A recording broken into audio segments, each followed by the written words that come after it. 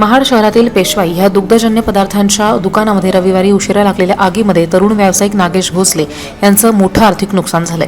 या घटनेची माहिती मिळताच नामदार भरतशेठ गोगावले यांनी मंगळवारी घटनास्थळी भेट देऊन प्रत्यक्ष पाहणी केली आहे। परिस्थितीची गंभीरता ओळखून त्यांनी तातडीची आर्थिक मदत ह्या व्यापारी कुटुंबाला हस्तांतरित केली आहे। रविवारी मध्यरात्रीच्या सुमारास अचानक लागलेल्या आगीमध्ये दुकानामधील 4 फ्रीज, दुग्धजन्य पदार्थ आणि इतर सगळं साहित्य जळून खाक झाले।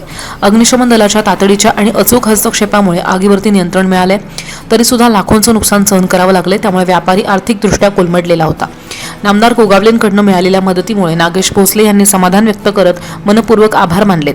तसंच पुढील शासकीय कार्यवाही दरम्यान सर्वतोपरी सहकार्य करण्याचं आश्वासन सुद्धा गोगावले यांनी दिलंय। बघितलं ना, पूर्ण एकदम हे झालं। तुमचा फोन आला ना, एकदम समाधान झालं।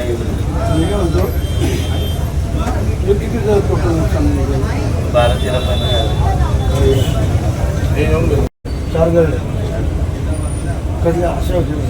असे उभे होते, उभे तिकडे पाठीमागे होते ना, ते चांगले झाले। वाफ जात होती, ते बघा वरचं जळत होतं, ते थांबलं। मग एवढं आग विझवली।